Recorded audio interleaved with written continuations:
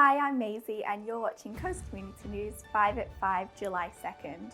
We've changed our format up recently by introducing daily news reports from Sky Hall, formerly of NBN News. We're also publishing our periodic COVID updates, which we trust keep you informed about the local COVID situation. Coming up this week, COVID vaccine supply shortages, police COVID compliance announced, council rates changes,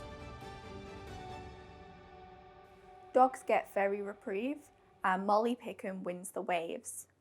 We're 1 week into lockdown here on the Central Coast, so we're starting things off with a report from Sky Hall's COVID report from Wednesday. COVID testing numbers across the Central Coast have once again skyrocketed. And we've seen a really great response from the community. So over the weekend, there were 867 people who presented to our testing clinics at both Wyong and Gosford. We're doing about 81 tests a day on average for our clinic, where we're now doing it just under 500 tests a day. And the other day we did hit up to 550 tests on Saturday coming through the clinic there. The demand for vaccines has also increased, but getting your hands on one isn't as simple. So we have 1,200 AstraZeneca vaccines on hand and 420 Pfizer vaccines on hand each week, and we're completely booked out. So for our Pfizer doses, we're booked out a month in advance, and for the AstraZeneca, 2 weeks in advance. The region's short supply is being put under further strain by new mandatory vaccination requirements for aged care workers. Those who are under 60, so can access that Pfizer vaccine. We do have some Pfizer vaccines available, but that's not until 4 weeks' time. So my advice would be for them to book in with their local GP, seek advice from their local GP, because they can have AstraZeneca, but it's best for them to talk to the GP first about risks around having that AstraZeneca before having it. Meanwhile, anyone with any cold flu-like symptoms is reminded to get tested. Yeah, so as I said, those symptoms include fever, cough, sore or scratchy throat, shortness of breath, runny nose, or it's not COVID, because it could be. Sticking with the impacts of the COVID lockdown, we spoke to Parliamentary Secretary of the Central Coast, Adam Crouch, today about compliance of the stay-at-home orders. That we follow those health orders. They're there to keep everyone safe, David. We're not stopping people from exercising, as we know. It's important we get out and do that exercise, but I would say to people, once you've done your exercise, you need to head back home. Standing around, milling around, it just creates the opportunity for this virus to take off. And a potential seeding event on the Central Coast could have dramatic impacts long-term for our region and our businesses and our community. So it's really important that people follow the health advice. If you want to go out and exercise, do your exercise, but then you need to head home. And police will be out in force. Deputy Commissioner Warboys has made it very clear the police have got zero tolerance with regards to behaviour that contradicts the health orders. The actions of that lady from Shell Harbour are evident of the irresponsible behaviour that people still think is appropriate, which is not. And look, let's be really clear. The people on the Central Coast are hyper vigilant when it comes to people doing the wrong thing and putting our community at risk. They will have no hesitation in ringing Crime Stoppers and are doing so. And on Tuesday, the New South Wales Police Force reaffirmed that for anyone fleeing violence and abuse in your household, the stay-at-home COVID-19 orders do not apply. Access to social services, employment services, services provided to victims, domestic violence services and mental health services are also allowed. Are aware the New South Wales Government has announced stay-at-home directions for the Greater Sydney area. However, it is important to remind everyone that fleeing a violent or an abusive relationship and seeking domestic and family violence-related services is a reasonable excuse.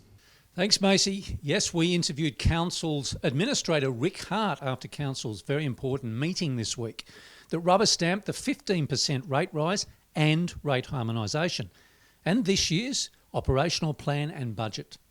Here is some of what Rick had to say to us.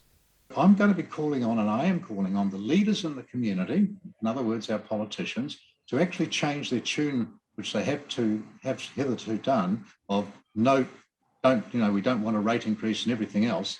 If they truly don't want a rate increase, then of course we are going to be effectively put into administration again, because we will not have the money to repay the debts, etc.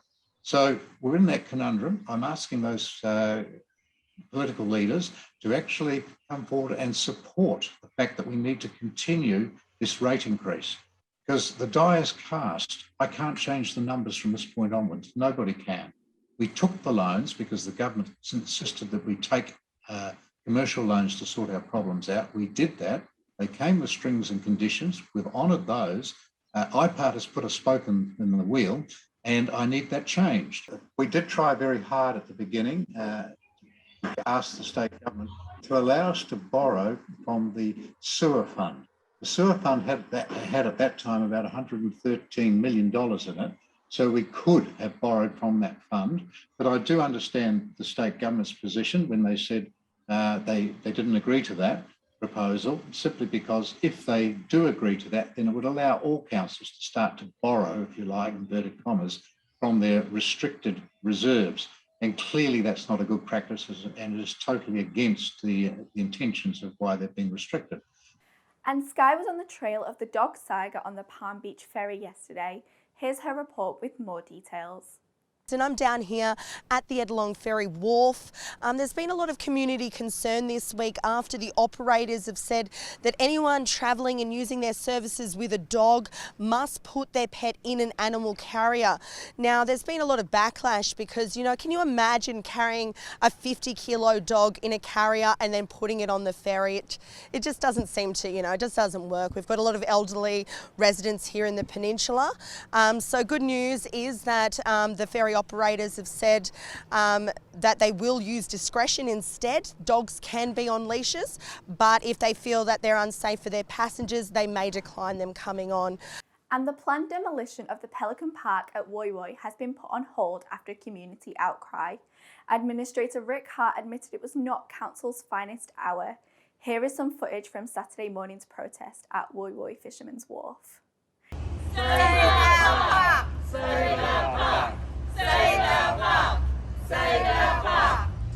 Now over to Harry for the weather. Thanks, Maisie. The weekend ahead looks to be cool and a little bit cloudy. Starting off on the coast, on Saturday the max will be 19 with a minimum of 8. It'll be partly cloudy with a 20% chance of showers, and there'll be light winds throughout the day. On Sunday, the top will be 16 with a minimum of just 6, and the good news is it'll be sunny with light winds also expected. Moving now to Mangrove Mountain, where it'll be a bit cooler with a high of 16 and a low of 5 on Saturday, and on Sunday it'll be just 14 degrees with a brisk low of 2. Yes, it's me again. Hawke's still in lockdown. Shelley Beach local and pro surfer Molly Pickum has claimed the biggest victory of her newly budding career at the Oakbury Tweed Coast Pro Qualifying Series 5000. The final days were last week, June 25th, and here's a few images of what she did.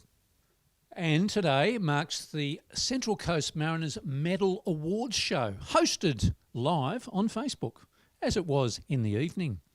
Among those celebrated was Matt Simon for his goal of the year against the Wanderers in April, Kyle Rouse in the Players Player of the Year, Alu Cool as Newcomer of the Year, and Ruan Tonjic as Coach's Player of the Year. As well, one of the administrators, Gabby Bowles, was the chairman's pick for the Chairman's Prize of the Year. Pop over to their website for full details. That's it from me. Thanks, Dave. All of these stories and thousands more can be found on our website or in this week's Coast Community News, Coast Community Chronicle and the Pelican Post. Remember to subscribe to all of our socials for updates throughout the week. And to finish this week, a car review by our beloved presenter Jacinta, who reviewed a car she wishes she owned. The review is thanks to our partner Exhaust Notes Australia. Thanks, and we'll see you next week. Bye-bye. Hi, I'm Jacinta and I'm here for Exhaust Notes Australia. Today I've been driving the Mercedes-Benz E-Class 300 Coupe. Mercedes have been making the E-Class for quite a long time. It got a facelift in early 1990s to become what it is today, and they are very popular. So let's check out why. I would buy this. I would buy this car. It's so comfortable and it looks nice. It's luxurious. It's easy to use. I don't know. I think it's a winner for me. And $103,000 is a lot of money. But also, I've definitely seen some other cars that have been a lot more money for not as much. So I think the Mercedes-Benz have done it again.